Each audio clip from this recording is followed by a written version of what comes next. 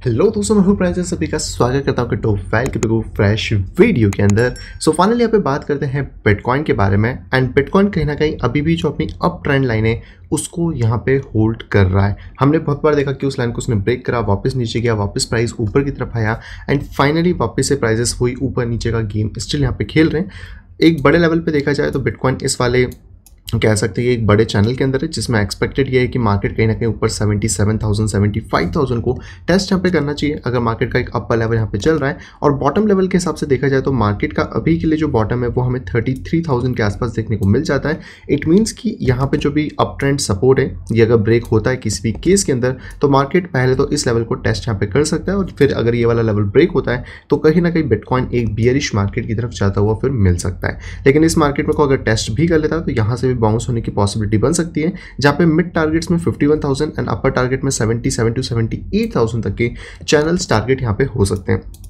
लेकिन जैसे कि अभी करेंटली बात करी जाए बिटकॉइन के बारे में तो बिटकॉइन यहाँ पे कोशिश पूरी कर रहा है कि इस लेवल के ऊपर यहाँ पे सस्टेन करा जाए, लेकिन वो सस्टेनेबिलिटी नहीं बन पा रही है। और इस टाइम पे मैं बिल्कुल भी सजेस्ट नहीं करूँगा कि आप प्रॉपर्ली ट्रेड करें, क्योंकि बहुत ज़्यादा चॉपी मार्केट है जिसमें कि आपके स्टॉप हिट ज़्यादा यहाँ पे हो सकते हैं। हालांकि मार्केट अगर इसको प्रॉपरली नीचे की तरफ क्लोजिंग दे देता है तो अभी के लिए अगर हम क्लोजिंग की बात करते हैं तो करेंटली तो अभी सपोर्ट एक अच्छा बना हुआ है मार्केट को 38,000 के रेंज के आसपास। इसको अगर नीचे ब्रेक करता है, प्रॉपरली कैंडल क्लोज करता है, देन फिर हम लोग क्लोजिंग्स को मान सकते हैं और शॉर्ट के डायरेक्शन में जा सकते हैं। इवन इधर मार्केट को अगर अपसाइड भी जाना तो एटलीस्ट इस लेवल के ऊपर क्लोज करना जरूरी है, जो कि 42,000 का है। इसके ऊपर मार्केट क्लोज करता है तो मार्केट 50,000 को टेस्ट यहाँ पे कर सकता है। तो हम कह सकते हैं कि अभी मार्केट में आपको थोड़ा सा वेट करना चाहिए इन लेवल्स का। जब भी ये लेवल्स ब्रेक होते हैं तो आपको एक अच्छा ट्रेड देखने को इस पॉइंट पे मिल जाएगा। इवन दैट यहाँ पे अगर वॉल्यूम की बात करें तो वॉल्यूम भी डिक्लाइन हो रहा है, इसका मतलब कि एक बड़ा मोमेंटम हमें जल्द ही देखने को मिलने वाला है। एंड मंथ एंडिंग बहुत ज़्यादा क्लोज है, आज 26 ऑलरेडी हो चुकी है, हम लोगों को मंथ एंडिंग देखने को मिलने वाली है। तो मंथ एंडिंग के टाइम पर हम ये एक्सपेक्ट कर सकते हैं कि बिटकॉइन कहीं ना कहीं एक अच्छा मोमेंटम देगा और नया जो मंथ है वो हमें एक अच्छे लेवल के ऊपर स्टार्ट होता हुआ यहाँ पे मिल सकता है। इसी के साथ बात करी जाए बिटकॉइन के रिटर्न्स के बारे में तो जैसे हमने पास्ट हिस्ट्री में देखा है कि बिटकॉइन ने रिटर्न्स अच्छे दिए थे अप्रैल मंथ के अंदर, लेकिन यहाँ पर अभी जो रिटर्न्स है वो कहीं ना कहीं बहुत ज़्यादा नेगेटिव है। नेगेटिव 12% यहाँ पे चल रहा है। हालांकि अभी कुछ दिन का टाइम बाकी है जिसमें रिकवरी आ सकती है। और अगर हम अप्रैल देखें तो 34% 32% ऐसे रिटर्न्स गए थे, जहाँ पे नेगेटिव रिटर्न 3% मैक्सिमम गया था। लेकिन ये पहला साल ऐसा होगा जहाँ पे कि अगर मार्केट अभी यहाँ पे सस्टेन करता है फिर इसी लेवल के आसपास होता है तो 12% तक के नेगेटिव रिटर्न्स को शो यहाँ पे करने वाला है, जो बिटकॉइन के लिए बिल्कुल भी अच्छा नहीं है। लेकिन इंपॉर्टेंट हम लोगों के लिए जो लेवल्स हैं वो इसी पॉइंट के आसपास रहने वाले हैं, तो इस लेवल के ऊपर हमें ध्यान देना है। मार्केट अगर यहाँ पे होल्ड करता है देन हम 50,000 51,000 को टारगेट लेंगे।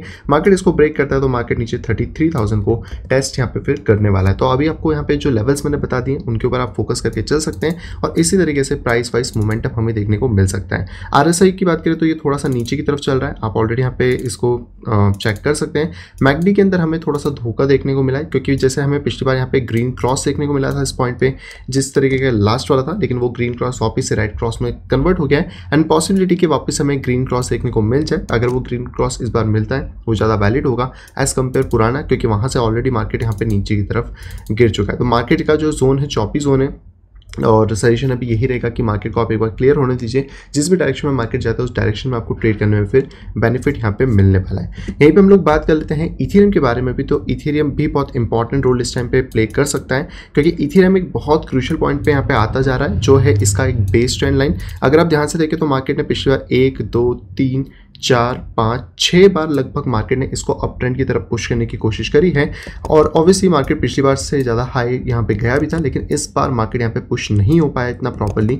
तो यहाँ पे थोड़ा सा क्रिटिकल पॉइंट बनेगा। अगर अभी इथेरियम यहाँ पे गिरता है तो लगभग 2700 से लेकर 2500 की ये जो रेंजेस होने वाली हैं, यहाँ पे एक जो सपोर्ट हमें इथेरियम पे देखने को मिलेगा ये डेफिनेटली एक इंपॉर्टेंट सपोर्ट रहेगा, क्योंकि इसके नीचे के प्राइसेस गिरना स्टार्ट हो जाएंगे देन इथेरियम के लिए एक दिक्कत वाली बात हो सकती है, क्योंकि इथेरियम का लोएस्ट पॉइंट हमें $1300 पे देखने को मिलता है। तो इंपॉर्टेंट ये रहेगा कि अगर इथेरियम यहाँ पे आता है तो यहाँ पर या तो विक्स मारे या फिर कुछ भी करे और दोबारा से ट्रेंड लाइन को होल्ड करके अप साइड जाए, ताकि मार्केट 4,800 या $5,000 को यहाँ पे हिट कर सके। लेकिन ऑब्वियसली बात है अगर बिटकॉइन गिर के 33,000 पे आएगा देन फिर यहाँ पे ज़्यादा चांसेस है कि इथेरियम भी गिर के नीचे लगभग $1,800 को टेस्ट कर सकता है, जो कि इसका सेकेंड सपोर्ट यहाँ पे फिर बनने वाला है।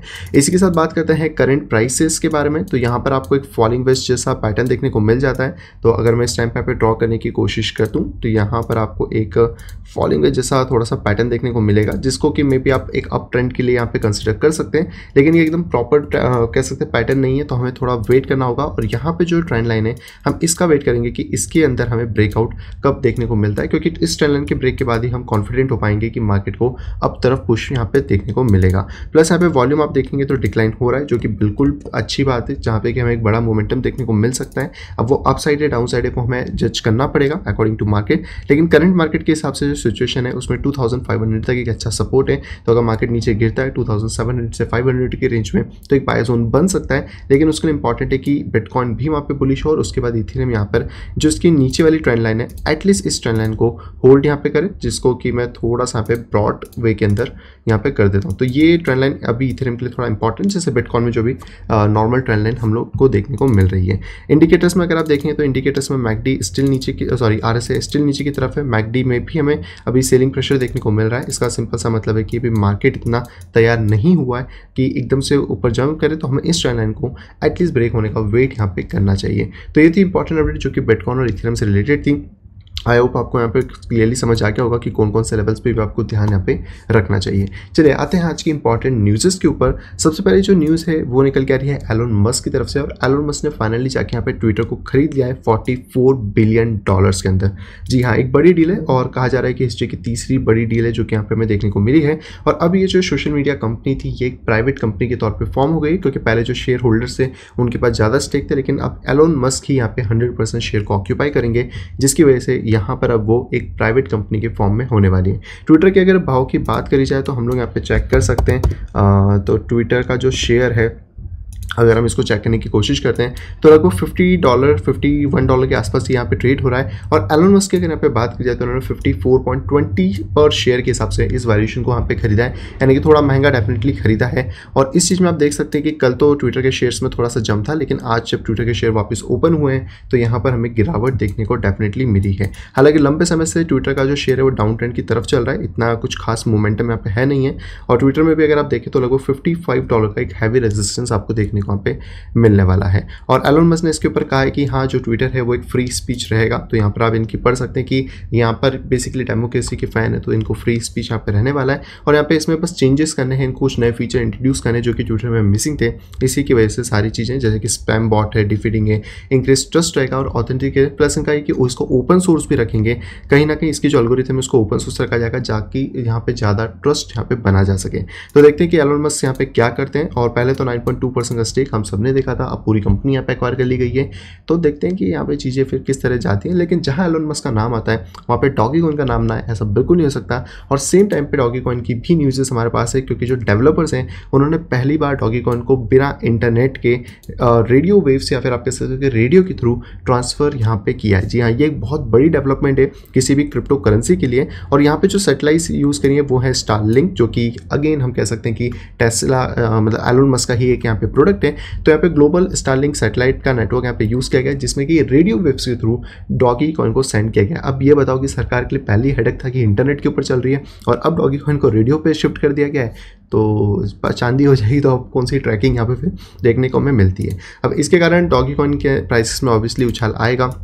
आपको दो बड़ी न्यूज़ेस यहाँ पे देखने को मिली हैं। तो डॉगी कॉइन के अगर हम लोग प्राइस एनालिसिस की बात करें तो डॉगी कॉइन के अंदर ये मैंने थोड़ा पुराना बना हुआ है। तो यहाँ पर आप देखेंगे तो एक फॉलिंग वैसा बना हुआ है, जिसके ऑलमोस्ट जो हेड्स हैं ये वाला एक हाईएस्ट एक बॉटम, और करेंटली इसको ट्राई कर रहा है डॉगी कॉइन की इसको यहाँ पे ब्रेक कर सकें। लेकिन इंपॉर्टेंट है ये वाली जो येलो लाइन है, क्योंकि इसके ऊपर अगर प्राइस नहीं जाएगा तो डॉगी कॉइन ऊपर की तरफ नहीं जाने वाला है। आई नो कि यहाँ पे छोटा मोटा पंप हमें देखने को मिला है, एंड ये न्यूज़ का पंप नहीं है, क्योंकि ये पंप ऑलरेडी न्यूज़ से पहले ही आ गया था, ट्विटर की बाइंग न्यूज़ से पहले। यहाँ पे जस्ट आप कह सकते हैं कि आपको एक छोटा सा फॉलिंग वेज मिल रहा था। इसको भी मैं थोड़ा सा पतला यहाँ पे कर देता हूँ। और ये वाले फॉलिंग वेज में थोड़ा सा नीचे कह सकते हैं कि लिक्विडिटी को खा के मार्केट ऊपर की तरफ ट्रेड हुआ है। लेकिन अभी हम इसको यहाँ पे रहने देते हैं, क्योंकि ये ऑलरेडी प्राइस हो चुका है। करंटली इंपॉर्टेंट है कि मार्केट इसका पिछला जो हाई है 0.18 सेंट का वो यहाँ पे ब्रेक करे। लेकिन अभी ये जो येलो लाइन है ये 0.16 के आसपास है, और जब तक मार्केट इस येलो लाइन प्लस इस ट्रेंड लाइन को ब्रेक नहीं करता तब तक मार्केट बुलिश नहीं होने वाला है। जिस लेवल पर मेरा ज़्यादा फोकस पास है वो है बेसिकली 0.06 से लेकर 0.05। अगर यहाँ पे डॉगी कॉइन आता है देन हम लोगों के लिए बहुत अच्छी डील हो सकती है, क्योंकि करंटली अगर हम हाई से बात करें तो लगभग 85% मार्केट डाउन था और यहाँ पे मार्केट 90% तक डाउन हो सकता है। अब इसकी मैं बात क्यों कर रहा हूँ, क्योंकि अगर आप पिछला हिस्ट्री देखें, आई थिंक बाइनेंस के ऊपर तो इसकी इतनी अवेलेबल नहीं है, लेकिन अगर हम लोग मार्केट को देखने की कोशिश करते हैं छोटे छोटे पंप्स के अंदर भी, तो जहाँ से मार्केट का पंप स्टार्ट होता है मार्केट ऑलमोस्ट उस लेवल को टेस्ट करने नीचे आ जाता है और उसके जो बॉटम्स एरियाज हैं उनको कहीं ना कहीं हिट यहाँ पे करता है। एंड करेंटली प्राइस की बात करें तो जस्ट एक शॉक हमें देखने को मिला था, जिसमें कि आप यहाँ पे इसको शोल्डर, एक हेड,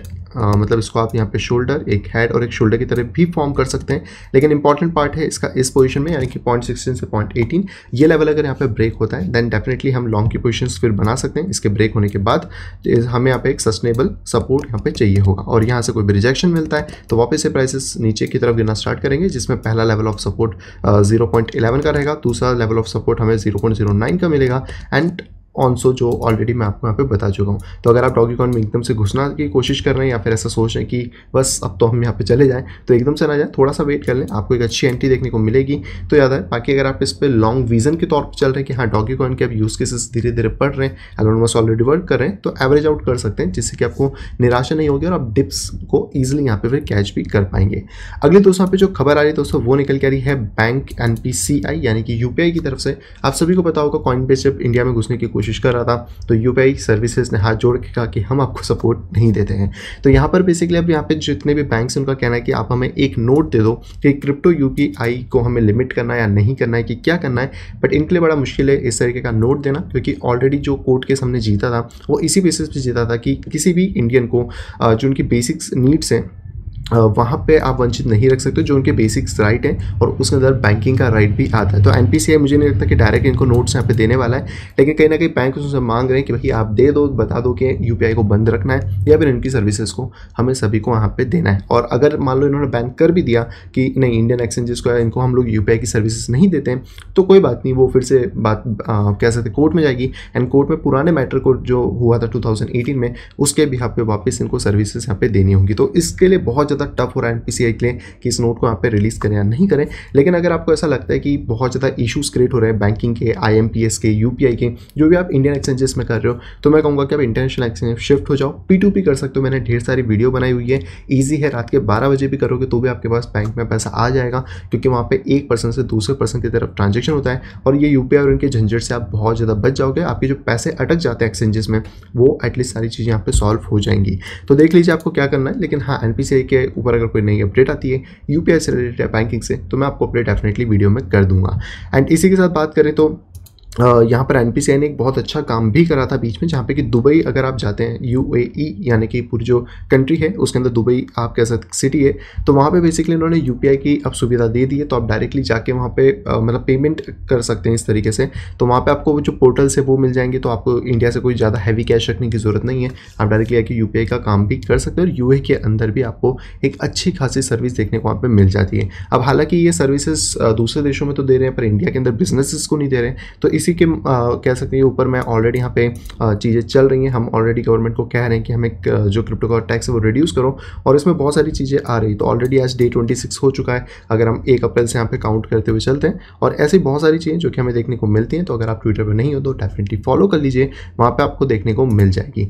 इसी का बात करें तो दोस्तों 2.8 मिलियन की NFTs चोरी हो गई हैं। और क्यों हुई है? क्योंकि इंस्टाग्राम अकाउंट हैक हो गया था बॉट एप्स का। आप सभी को पता है कि जो बंदर है वो कितने महंगे थे और कितने ज़्यादा फेमस थे, और फाइनली अब यहाँ पे जो इनकी 91 NFTs हैं वो बेसिकली 2.8 मिलियन के आसपास यहाँ पे फिशिंग अटैक की वजह से लॉस हो गई हैं। तो यस, मैंने हमेशा कहा है कि आप कुछ भी करते हो तो एक अलग वॉलेट से ही सारी चीज़ें करो, ऐसा ना हो कि बाद में आपके ऊपर भी कल को या आपके वॉलेट के ऊपर भी कोई कॉम्प्रोमाइजेशन देखने को वहाँ पे मिले। हालांकि इंस्टाग्राम अकाउंट हैक हुआ ये बहुत ज़्यादा नई चीज़ नहीं है, क्योंकि मेरा ऑलरेडी इंस्टाग्राम अकाउंट हैक हुए थे, उसके बाद फिर से उसको रिकवर करा, फिर से सारी चीज़ें करी। तो इंस्टाग्राम एक ट्रस्टवर्दी इतना प्लेटफॉर्म नहीं है जहाँ पे कि हम सारी चीज़ें कर पाएँ, बट फिर भी सारी चीज़ें हमें देखने को मिल जाती हैं। और कहीं ना कहीं अगर ऐसी चीज़ें होंगी जहाँ NFT ही चोरी हो जाए तो फिर तो एक अलग बात यहाँ पर जाने वाली है। तो अगर आपसे कोई मांग रहा है तो बिल्कुल ना दें, चाहे ऑफिशियल अकाउंट ही क्यों ना हो, आप अपने वॉलेट के एक्सेस ना दें, ना उनको NFTs दें, वरना इस तरीके की चोरी यहाँ पे बढ़ती रहेंगी और इसके लिए कोई जिम्मेदार नहीं होगा, आप अकेले होंगे क्योंकि आपके वॉलेट ही कॉम्प्रोमाइज़ यहाँ पे होने वाले हैं।